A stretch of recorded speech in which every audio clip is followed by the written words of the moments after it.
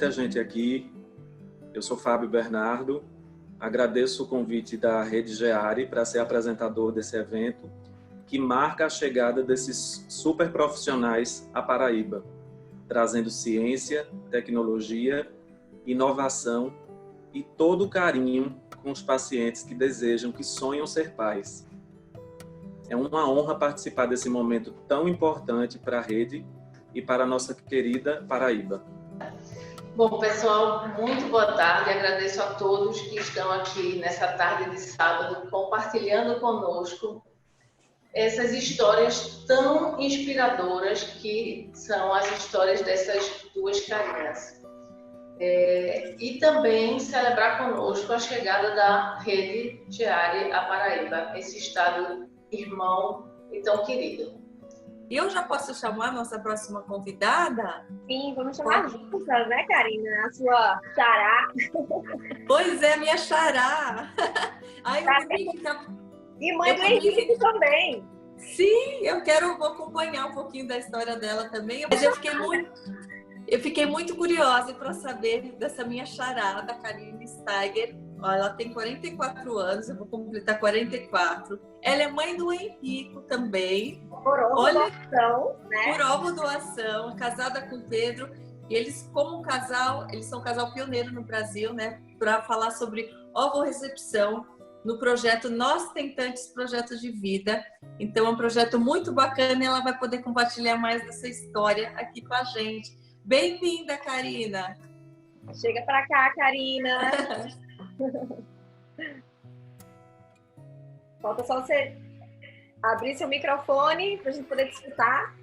Olá! Pronto! Olá! Tudo bom, pessoal? Um beijo para cada um de vocês. Oi, Karina, tudo bom? Renata, todos vocês, estou muito feliz de estar aqui. Vocês estão escutando direitinho? Sim, tá. Perfeito. Vou estou muito feliz. Explicando um pouquinho da sua história, tá bom? Primeiro, eu estou muito feliz de estar participando aqui desse nosso encontro também. É maravilhoso. Duas Karinas, dois Henricos, a mesma idade, né, Karina? Eu já acompanho a tua história há muito tempo também, admiro muito a tua trajetória. E quantas Marias tem aqui, quantas Alices, quantas Marianas. A gente está tudo aqui falando de um único sonho, né? Da busca pelos nossos filhos, né? Trazer os nossos filhotes para casa. Então, a gente entrou na estatística, né, pessoal? A gente tem aí no Brasil 1 a cada 10 casais inférteis e no mundo a gente tem 15% da população mundial infértil, né? Então, eu sempre falo da importância desses eventos, né?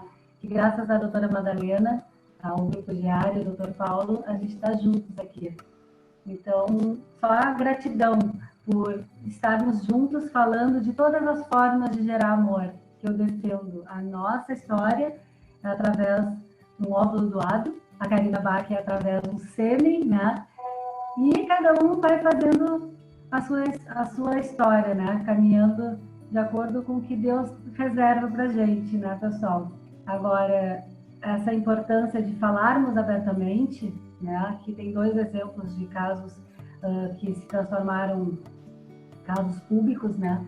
É muito importante para trazer esse acolhimento para vocês que estão nos escutando e para informar, né, as possibilidades que a gente tem, que muitas vezes foge do nosso controle, a gente não idealizou lá atrás, né, quando a gente era mais jovem, que a gente fosse passar por uma caminhada de tentante.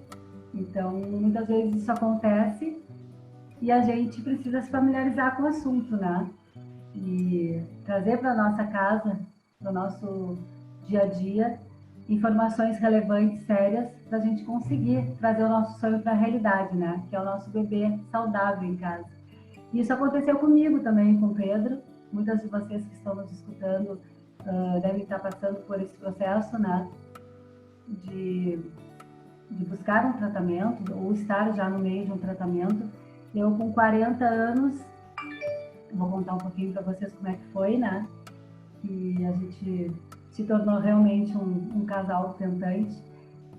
Eu com 40 anos, quase 40, 39 anos, eu disse para o Pedro que eu queria ser mãe, né? A gente era um casal como qualquer outro, viajava bastante, moramos fora um tempo, e correria de trabalho, o Pedro é ator, então sempre em turnê e tal, fazendo mil coisas. E a gente foi deixando, né? A gente já estava 5 anos juntos e com 40 anos, 39, quase 40, eu disse pro Pedro, quem sabe agora a gente não tem um filho, né? Esse desejo ele chegou um pouco tardiamente, com a idade um pouco avançada, mas de um modo avassalador. E aí a gente resolveu, não, então vamos tentar, né? E a gente nunca imaginou, né, que depois de algumas tentativas, de alguns meses, a gente não ia conseguir da forma mais natural possível, como a maioria das pessoas, né? E aí foi quando a ginecologista, a minha doutora, disse para mim, vamos fazer uma ístero. Foi o meu primeiro exame, né? E aí veio as trompas obstruídas. Mas tudo bem, a gente tinha um diagnóstico, que nem eu sempre falo, e a gente foi atrás de uma solução. Eu fiz uma vídeo e eu me operei, né? E, consequentemente, eu pensei assim, bom, agora, a partir de agora, nós vamos cuidar o dia da ovulação e tudo, vamos namorar e vamos ficar grávidos, né? Porque eu já desobstruí as 2 trompas, que era aparentemente o meu problema, né? Com 40 anos. Só que, pessoal, isso não aconteceu. Depois de quase 1 ano de tentativas, de forma natural, a gente não conseguiu, né, a gestação. E aí eu disse pro Pedro, bom, amor, eu acho que o nosso furo é um pouquinho mais embaixo, né? Eu já tô com 40 e muitos meses. Eu acho que a gente precisa ir atrás de um especialista na reprodução assistida. Foi aí que foi a minha primeira consulta, né? Eu marquei e a gente foi até a clínica, que eu sempre falo de fundamental importância a gente achar uma clínica que a gente confie, que a gente tenha boas referências, porque esse profissional, essa clínica, ela vai nos acompanhar no decorrer de uma caminhada que a gente não sabe exatamente quanto tempo vai durar, né? A gente está ali, eu entrei no consultório uma Karina, né? Hoje eu sou outra. A gente entra meio acuada, sem saber nada, que nem a Karina, minha xará, falou. A gente não estava familiarizado ainda com o assunto, né? Eu não congelei os meus óvulos, eu não preservei a minha fertilidade. Então, com 40 anos, eu cheguei lá meio sem saber nada, assim, do assunto. E aí, a gente começou a fazer umas investigações, né? E o meu médico falou, depois de 1 ano, a gente vai direto para a fertilização, né, Karina? Tu tá com quase 41. Então, eu fui muito receptiva, eu digo, não, doutor, vamos para fazer a fertilização, então vamos trazer esse bebê para casa, então. Muito otimista, né? E tal. E aí, a gente fez a primeira fertilização. Aparentemente, os meus exames não estavam, assim, nada demais. O meu fator era a idade, né? Com 41, daí eu já tinha completado 41 anos. E aí nós fizemos a nossa primeira FIV, cheios de otimismo, e deu negativo, beta. A gente botou 4 blastocistos, tá? 4, com 41 anos. Aparentemente eles estavam lindos, mas a gente não fez biópsia e eles não colaram na parede do meu útero. E veio um super negativo, eu fiquei muito triste, mas eu, assim, confesso para vocês que eu disse para o Pedro, olha, entramos na estatística, né? De primeira FIV não ter dado certo, vamos para uma segunda. Aí a gente se organizou, mas eu fiquei muito triste, mas eu estava bem confiante que na segunda ia dar, né? Nos organizamos um pouco, né? Deixou a poeira baixar um pouquinho, se reerguer, né? E até financeiramente e tal, aquela coisa. E a gente foi para a segunda, cheios de esperança. E aí a gente fez a segunda tentativa, eu coloquei 3 blastocistos, eu reagia bem às medicações, eles viraram blastocistos, e aí eu coloquei 3 dessa vez. E aí veio negativo de novo. Aqueles 12 dias intermináveis, né, de espera, que acaba com a gente, né? Vocês devem saber, quem está passando por esse processo sabe que são os 12 dias mais demorados para passar. e a gente vai no banheiro e vê, né, se veio a menstruação, é uma loucura tudo isso. E veio negativo. E esse negativo acabou comigo, pessoal. Acabou comigo muito mais do que na primeira vez. Eu fiquei assim, eu fiquei muito mal. Eu não sabia o que eu pensava nesse momento. Eu tive que dar um tempo, né, para fazer uma terceira tentativa. Eu precisei analisar algumas coisas com uma rede de apoio junto comigo, que eu falo que é fundamental. Eu precisei ressignificar algumas coisas da minha vida, porque toda tudo aquilo que a gente tinha de ideal, assim, né? Eu vou casar, ter filhos direitinho, a gente não teve, né? O diagnóstico da infertilidade talvez seja o primeiro grande luto, certo? Que a gente vive de vários, né? Então, eu tive que reconstruir a minha história, ressignificar. E nesse momento, depois que deu a segunda negativa, o beta,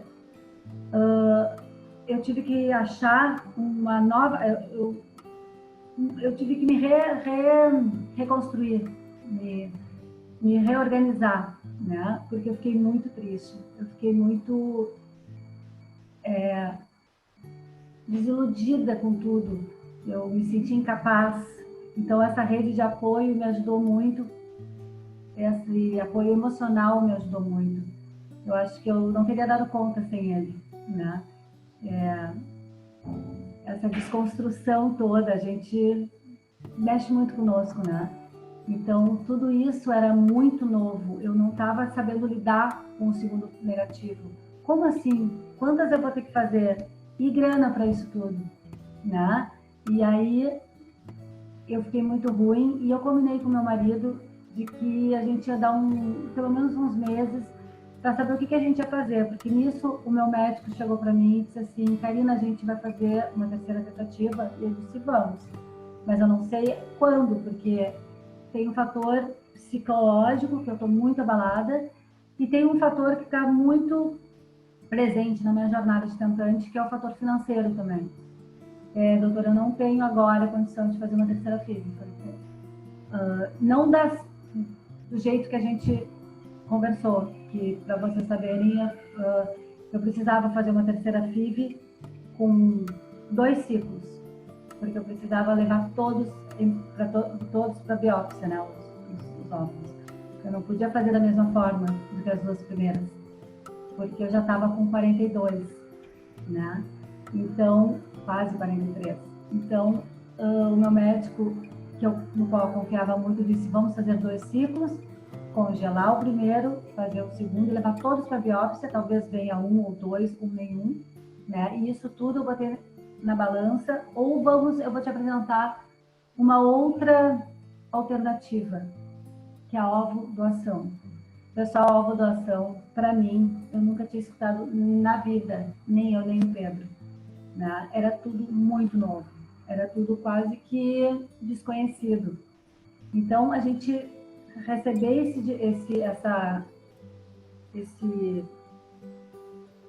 essa indicação de ovo-recepção, eu saí de lá confusa, né? Eu tinha que me familiarizar com esse assunto, eu tinha que buscar informação, eu tinha que pensar o que é que ia acontecer. E o que eu ia fazer, se era 2 ciclos e biópsia dos embriões em todos, né? Que a minha chance era bem pequena de ficar grávida com os meus óvulos, mesmo indo para biópsia, era 5% por causa da minha idade, contra 65% com óvulo jovem, um óvulo doado, né, no qual era totalmente tudo novo para mim, desconhecido, e eu tinha que ir atrás dessa informação, né, para ver se essa forma de parentalidade ela servia para dentro da minha casa, se eu achava um espaço para ela e para o meu marido, né? Então nós fomos fazer isso, nós fomos pensar e ir atrás de esclarecimentos, que é isso que eu acho que é o mais legal. Hoje vocês estão tendo a possibilidade de ter acesso a informações. Na minha época eu não tinha com quem conversar, eu não tinha com quem falar sobre o assunto. As pessoas, elas não falavam quem fazia, só tinha uma amiga que eu podia contar, né? E aí, claro, volto a falar da importância da rede de apoio que eu tive.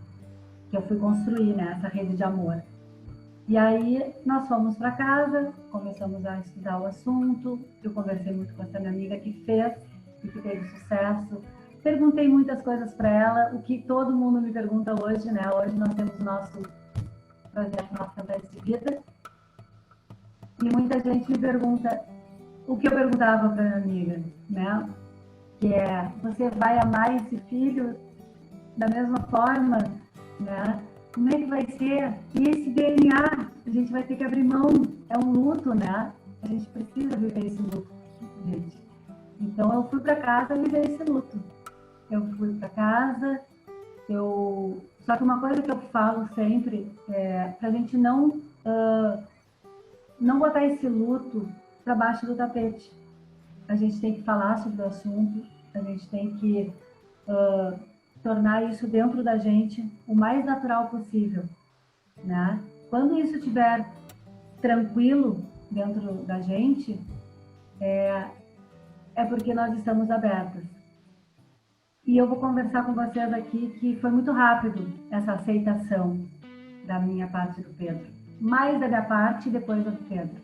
Porque a gente entendeu que essa era a única alternativa que eu tinha para ser mãe. Eu não tinha outra, né? 5% contra 65% é um número muito, muito grande de diferenças de uma alternativa real. Eu queria ser mãe, eu queria conhecer esse amor, então eu não ia medir esforços para isso. Eu estava muito receptiva quando eu cheguei na clínica e falei com o meu médico e disse assim, doutor, a gente vai fazer uma autodoação.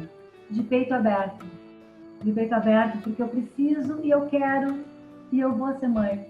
E eu não vou medir esforços para isso. A gente não tinha nem o dinheiro para ir, a gente fez na Espanha. Quem não sabe a minha trajetória, a gente foi fazer lá em Valência, que tinha um banco de ovos gigante, né? Maior mundial. E o meu médico me indicou fazer lá em Valência e eu fui, porque volto a falar, a confiança que nós temos com o nosso médico, essa confiabilidade é muito importante, né? Então a gente só não tinha o dinheiro para ir total, todo o valor a gente não tinha. Aí entra uma rede de apoio que a gente também construiu com amigos de amigos, mães, pessoas que simplesmente nos ajudaram. A gente fez uma campanha no Catarse, a gente fez um vídeo lindo, a gente mandou para todo mundo, pediu ajuda abertamente, de coração aberto, porque a gente queria conhecer esse amor e a gente não estava com vergonha de pedir ajuda.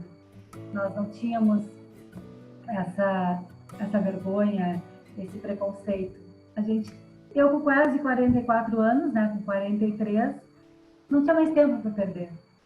E aí o Pedro chegou para mim uma madrugada, foi bem assim, disse assim, amor, vamos tornar isso público? Vamos pedir ajuda, né? Porque a gente só tem uma parte da grana, então vamos fazer isso? E eu disse, vamos porque eu acho que vai valer a pena. Eu não tenho vergonha. Ele perguntou para mim, tu tem coragem? Eu falei, tenho coragem de tornar isso público num momento que não era falado muito, né?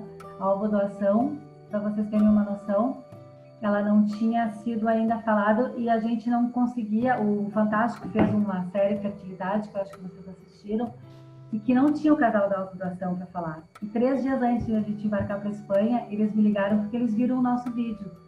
Então, a gente foi o casal, que nem a Karina Bach falou, pioneiro em falar sobre a autodoação no Brasil e se sentir orgulhoso da nossa história, sabe? Eu sinto muito orgulho, a Karina falou a mesma coisa, eu me identifiquei muito com as palavras dela, porque o meu filho, ele vai saber toda a história dele, que é linda, que tem tantos titios de alma, tanta gente ajudou a ele vir para os nossos braços, que da forma como eu sinto, eu e o Pedro, esse orgulho que a gente tem na nossa história, e a gente não tem medido esforços, e a gente ir atrás de informação para aceitar, né? A gente ter vivido esse luto, sim, porque é um luto, essa carga genética, a gente deixar de lado, ela é um luto a ser vivido, e ela tem que ser encarada de frente, para não chegar a essa conta mais adiante, né? Mas tem um momento, meninas, acreditem em mim, que essa carga genética, ela fica de lado. Por isso, ela é irrelevante em um determinado momento. Por isso que eu falo para vocês. Faço uma pergunta para vocês que eu tive que fazer para mim na época. O que realmente importa para vocês? O que realmente vocês querem da vida de vocês? É um filho? É conhecer esse amor? É trazer o bebezinho para casa? Então, estejam abertas a todas as formas de gerar amor. A ovodoação é uma delas, embriodoação é outra, adoção é outra. A Karina precisou de um sêmen, eu precisei de um óvulo e nós estamos aí com nossos Henricos. O meu é bem moreninho, cara do pai, e aí o Genética gritou lá em casa, ele tem os olhinhos meio puxadinhos, gosta de tudo que eu gosto, do limão, do queijo, tudo. Ele estava na minha barriga, ele se alimentou com o meu, né, com o meu sangue, com o meu líquido, dentro da minha barriga, dentro da minha placenta. A epigenética está aí para provar que é maravilhoso a gente estar aberta para todas as formas de gerar amor, certo? Então fica aqui essa mensagem para vocês desconstruírem muitas vezes a história de vocês. Às vezes não é a primeira ficha, não entrei na fila e disse eu quero fazer uma ovulação, mas é a forma real que eu trouxe meu sonho para a realidade. E esse amor a gente constrói no dia a dia. Esse amor incondicional, esse vínculo que a gente tem com o nosso filho, ele é construído no dia a dia, não é? Ele simplesmente cresce avassaladoramente todos os dias. E eu só tenho gratidão por essa forma de gerar amor que eu defendo muito, né? Que eu só tenho a agradecer a medicina que super evoluiu, porque há anos atrás, hoje, a primeira bebê de proveta está fazendo 42 anos, né? Imagina, há 43 anos atrás, eu não ia ter sido mãe ainda, né? Então, Deus o livre, não existir a ovulação, foi a maneira mais real e linda que eu faço questão de falar, que eu faço questão de desmistificar para o Brasil todo, através dos podcasts que eu faço, né? Do nosso Tentante Projeto de Vida, e através também de agora, com 3 amigas, a gente formou o Quarteto da Ovorecepção. Então, a gente também tem o canal no YouTube, que é para vocês acompanharem, para vocês verem todo esse amor que transborda dentro da gente. As minhas 3 amigas, a Lia, a Araês e a Alessandra, também são por ovodoação e elas são completamente realizadas e felizes. A gente precisa só aceitar o novo e ir atrás da nossa receitinha, do nosso bolo, que é diferente da nossa irmã, que é diferente da nossa vizinha. O que faz a gente ser feliz? Vamos atrás, então, não é verdade? A caminhada não é fácil, né, gente? Só aqui para finalizar, ela é difícil, ela é silenciosa, ela é solitária, mas a gente pode transformar essa caminhada, essa jornada menos solitária e menos difícil, com rede de apoio, né? Eu defendo muito a terapia, eu fiz acupuntura, eu me preparei, eu falava muito com Deus, eu pedia muito para que Ele me mostrasse o melhor caminho. E Ele trouxe a doação até a gente, no momento que eu não tinha mais outra opção e que eu não tinha mais tempo também, porque com 44 anos eu não tinha congelado óvulos, como a Karina Bach congelou, então eu não tinha o que fazer. Claro que uma adoção estava nos meus planos também, mas eu sonhava com barrigão, pessoal. Eu sonhava com um parto. Eu queria viver isso. Eu queria viver essa experiência, né? E quando ele sai da nossa barriga, a gente não tem palavras para descrever. Não tem palavras. A gente, antes dos encontros dos gametas, antes da barriga crescer, já é mãe, né? O Pedro, quando saiu da minha barriga, ele segurou aquele nenê, ele virou pai, né? É um pouquinho diferente o timing do homem com a mulher. Mas é maravilhoso. É maravilhoso. E essa forma de parentalidade, ela surgiu e ela foi completamente perfeita para dentro da minha casa. Com seus lutos vividos, né? Sempre falando que a gente precisa viver os lutos. E são vários. Mas quando isso tudo está bem elaborado, esses lutos dentro da gente, é uma experiência única e maravilhosa. Então, eu fico a dica para vocês. abram a cabecinha de vocês para todas as formas de gerar amor, tá? Que uma delas vocês vão conseguir. Assim como eu consegui através de um óvulo, assim como a Karina conseguiu através do sêmen. Karina, confesso que eu estou aqui emocionada com a sua história e imagino que todo mundo também. É muito bonito e é muito válido você compartilhar aqui, porque realmente são várias formas de amar, né? E eu sempre falo que a maternidade é sinônimo de desafio, né? Não importa se é um desafio pré, se é um desafio durante, se é um desafio após, é um eterno desafio. É verdade. Tu é mãe de duas, né, Renata? Sim, então tu sabes bem que esse amor cresce avassaladoramente todos os dias das nossas vidas, né? E que tudo vale a pena. Oi, Karina. Oi, Fábio, prazer imenso, tudo bom? Pois é, a gente já tentou se falar lá no chat e não estava rolando, né? Mas agora tá tudo certo. Tudo bem com você? Tudo jóia, tudo bem. Um prazer ter essa sua presença iluminada e poder compartilhar um pouco dessa sua história de amor. Ai, nem me fala, é um super amor, né? Gigante. Verdade. Karina, que dica você daria às mulheres que estão em dúvida sobre aceitar a ovodoação? Acho que você já falou sobre esse assunto, mas vamos voltar um pouquinho aqui nele. Tá, a maior dica que eu sempre falo para todo mundo que está nos escutando, a nossa audiência aqui hoje, é que a gente precisa olhar para dentro da gente, tá? A gente precisa ser honestos com o que a gente sente realmente. É uma decisão difícil, é uma decisão que precisa ser tomada com transparência, com diálogo dentro da nossa casa, com nossos companheiros. Então, a gente precisa viver esse luto. Esse luto, se ele não é vivido, meninas, isso pode dar problema na frente lá. Tá? Então, a gente precisa ter consciência e saber que essa forma de parentalidade ela está muito bem elaborada dentro da gente. Se esse luto não é vivido, gera mais ansiedade e gera depressão mais para frente.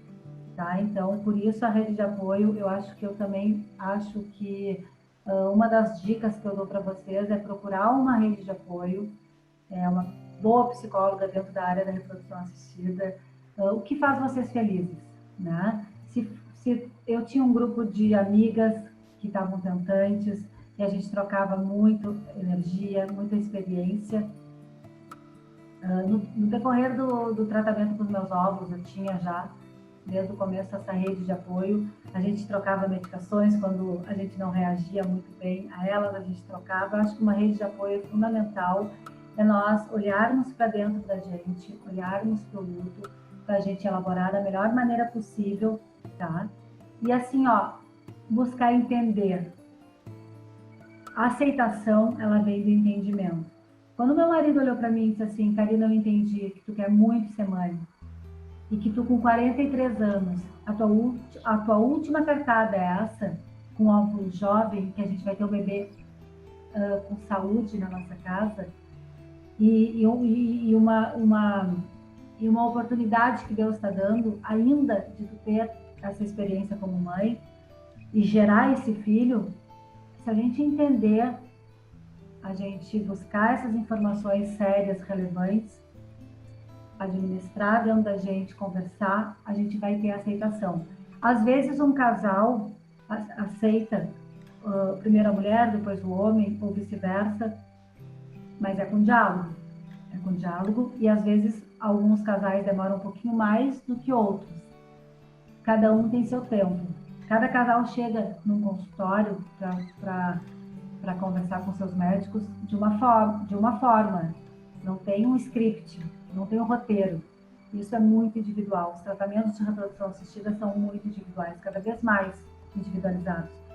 E nós pacientes, nós tentantes, hoje em dia, a gente está com muito mais informação, né, Fábio, do que um tempo atrás. Né? Tá aí a pandemia que faz com que a gente escute lives, escute todas essas informações. Então, aproveitem esse tempo, meninas, antes de reiniciar os tratamentos de vocês, para trazer essas informações para dentro da casa de vocês, tragam seus parceiros para dentro dessa caminhada. A infertilidade é do casal, eu sempre falo. A gente pode ter o diagnóstico e o marido está tudo certo, ou vice-versa, mas é do casal, né?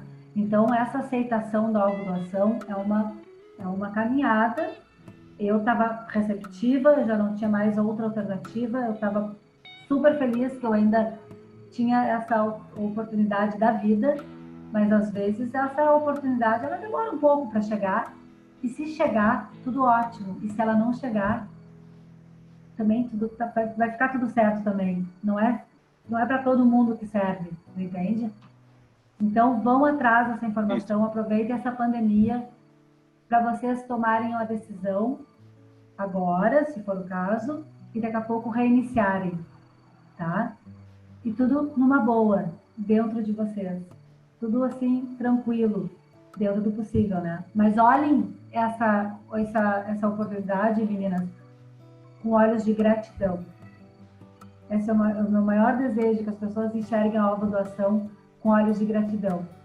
Porque é a maneira como a gente traz nossos filhotes para nossa casa, e é a coisa mais linda do mundo depois que a gente está grávida e vê eles se mexerem. E isso não tem preço, vale muito a pena. Algumas de vocês vão dizer assim, por que eu não fiz isso antes? Por que eu não fiz isso antes? Karina, e se você pudesse mudar alguma coisa na sua jornada, o que é que você mudaria? Se eu tivesse que mudar alguma coisa, eu não mudaria nada, Sim. Sabia? Porque eu vou falar uma coisa para vocês, eu entendi, eu tive que trabalhar resiliência, resignação, eu tive que buscar uma reforma íntima, né, no decorrer dos meus 4 anos, não só dentro daquele ano da ovodoação, mas durante toda a minha caminhada, eu fui buscar uma reforma íntima. Eu conquistei uma fé inabalável e eu entendi, pessoal, que eu e o Pedro, a gente foi escolhido primeiramente e capacitado para viver a ovodoação da maneira, do jeito que a gente viveu a nossa história, né? Desde lá das tentativas com meus ovos, coito programado, induções, tudo, 2 filhos, Deus foi nos mostrando e a gente foi entendendo. E hoje eu olho para trás na minha jornada e eu falo do coração, de coração isso para vocês. Eu não mudaria nada, porque eu entendi que talvez essa seja a minha missão maior da vida. Porque senão eu nem estaria aqui para falar com vocês sobre isso e levantar a bandeira da ovodoação no Brasil e dizer assim, gente, vão em frente, vão atrás de informação. Porque o meu filho hoje, ele não teria, se fosse diferente, a carinha que ele tem, o sorriso que ele tem, o jeitinho que ele tem, né? Então, Deus o livre, eu não mudaria nada. Eu só evoluí, né? Várias Carinas aconteceram no decorrer dos 4 anos e meio. Várias Carinas foram se modificando, né? Hoje eu sou uma nova Carina e muito grata. E se não fosse por ovodoação, não seria o meu Henrico, né? Então, eu sou assim muito consciente de que eu evoluí, eu amadureci, eu me reinventei. E eu e o Pedro, a gente entendeu que essa é a nossa jornada, foi a nossa jornada. Então, eu não mudaria nada hoje. E você fez uma pergunta para a Karina Bach sobre valer a pena, né? O que você diria às gestantes que estão nos assistindo sobre isso, sobre valer a pena toda a batalha, né? Toda a luta? Eu também gosto muito de falar uma coisa assim que me fez refletir bastante. Muitas vezes, eu acho que quem está escutando vai se identificar com o que eu estou falando, a gente vive sentimentos, a gente vive uma montanha-russa de sentimentos, na verdade, né? E muitas vezes a gente experimenta sentimentos nessa nossa jornada que a gente nem sabia que existia dentro da gente e que muitas vezes dá até vergonha, né? Às vezes a gente olhava, eu me lembro de olhar uma grávida e dizer, poxa, sabe, por que ela tá grávida e eu não? Né? De reagir de maneira, não digo errada, mas ficar sem entender o porquê que a fulana ficou grávida, que nem queria tanto e eu que quero tanto. é um horror, porque passa mil coisas na nossa cabecinha de tentante, né? E essa rede de apoio me ajudou bastante. Que eu falo muito para vocês. O que eu acho que eu tirei de toda essa história, assim? Tudo valeu a pena. Como eu falei para vocês, a gente cresce muito, a gente se autoconhece muito, né? Então, depois que a gente está com o nosso filho, muitas vezes a gente esquece as coisas ruins que aconteceram. Eu não esqueço porque eu falo muito, né, sobre isso e tal, até porque hoje eu tenho o nosso Tentantes Projeto de Vida, eu, Pedro. Mas quem não quiser falar, né, ou contar, enfim, isso é muito pessoal, acaba que esquece mesmo, porque é tão bom depois que a gente já está ali com o nosso filho, que os tempos de tempestade, a época da tempestade passou, né? O sol abriu, a gente já vive uma nova fase de alegria, de conhecimento, de afeto, de construção, né? Com nossos nenês em casa. Então, assim, que nem a Renata falou também, não meçam esforços e, mais do que isso, não desistam, meninas, porque só não tem quem desiste. Isso é uma coisa certa, né? Esse sonho ele só nos realiza de alguma maneira, porque existem várias formas de gerar amor, se a gente desiste. E é muito fácil desistir, porque a gente passa por muitos obstáculos, né? A gente tem que se reinventar 1 bilhão de vezes, viver vários lutos, né? E dá um desânimo. Jornada, né? Dá um desânimo, faz parte. Mas se a gente deixar esse desânimo tomar conta da gente e não juntar esses caquinhos, a gente não vai ter esse sol ali na frente. A gente não vai ver esse arco-íris, né? Muitas vezes que está ali na nossa frente, querendo ser mostrado. Só que às vezes a gente fica muito, muito triste e não consegue reagir. E isso, a gente às vezes precisa de um tempo para se reerguer. Eu precisei daquele tempo depois da segunda para a terceira tentativa. Eu precisei de 6 meses para dar um tempo, não só financeiramente, que eu não tenho dúvida que muito foi por isso, porque eu precisei formar essa rede de apoio para a gente ir para a Espanha. Mas muitas vezes eu precisei também de um tempo para buscar, para juntar os meus saquinhos do chão, né? Agora, tudo vale a pena. Então, essa jornada, ela vai ter um final feliz desde que tu tenhas resiliência, fé, perseverança e continue na estrada. Essa é uma coisa muito importante que vocês tenham em mente, assim, não desistir. Para as suas considerações finais, a gente já está daqui a pouco começando a se despedir. Então, eu vou me despedir aqui de vocês, meninas. E como eu sei que agora é um momento de pandemia, né? E volto a falar, já é difícil a nossa caminhada, né? Só quem passa sabe. E agora ainda vocês estão vivendo no meio de uma pandemia por conta dessa loucura toda. Vocês estão num compasso de espera, certo? Vocês estão com uma angústia adicional, como se não bastasse tudo que a gente vive. Então, o que eu posso dizer para vocês aqui? Uma nova onda de incertezas, né, doutor? Exato. Uma nova onda de incertezas, hoje a gente não sabe, é tudo muito novo, né? Então, é uma angústia adicional, não tenho dúvida disso. Então, o que eu falo para vocês? Além de tudo que a gente já conversou, né, para aproveitar esse momento, trazer essa informação para casa, mas aproveitar essa espera e não desistir, tá? Primeira coisa. E a gente vocês podem esperar mantendo a esperança. Aproveitar para se informar, para trazer informação, mas dentro desse contexto todo, vocês manter a esperança, tá? Isso é muito bom, vocês terem em mente, fazer exercícios para trazer a positividade, falar com Deus, falar com a psicóloga, falar com os maridos, com a família, construir a rede de apoio de vocês, essa rede de amor que faz toda a diferença na nossa caminhada.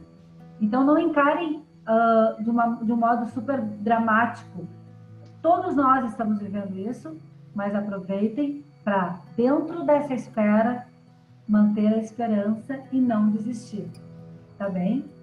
E eu vou torcer para que todos os positivos possíveis e imaginários, agora, daqui a pouquinho, a gente fique sabendo. Vocês podem escrever para mim no nosso Tentando esse Projeto de Vida. Comecem a seguir. Eu dou meu WhatsApp e podem contar comigo para tudo. Para tudo, para conversar, para chorar, para se ligar. A gente é uma família agora, tá bem? Então eu fico aqui à disposição de todas vocês.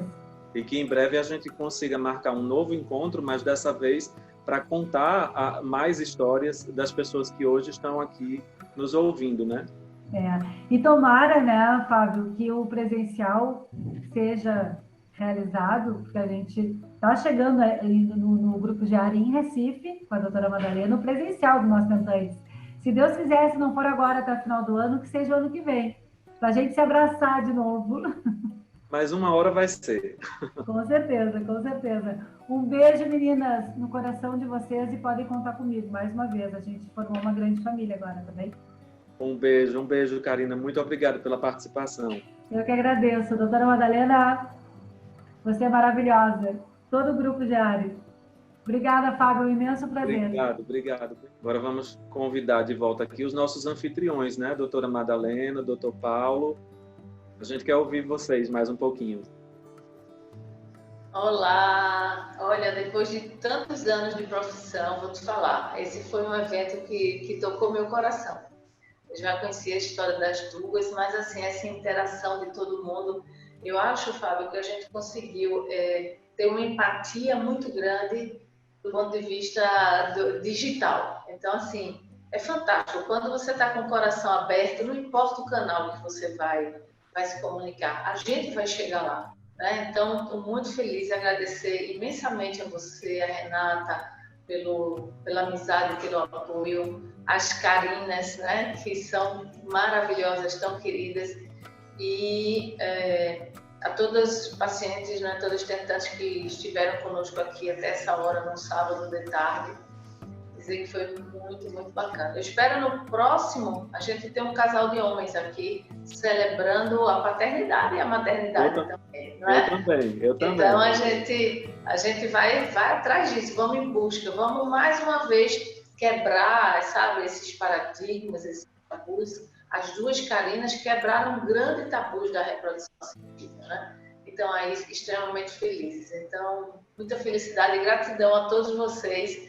E muito obrigada sempre.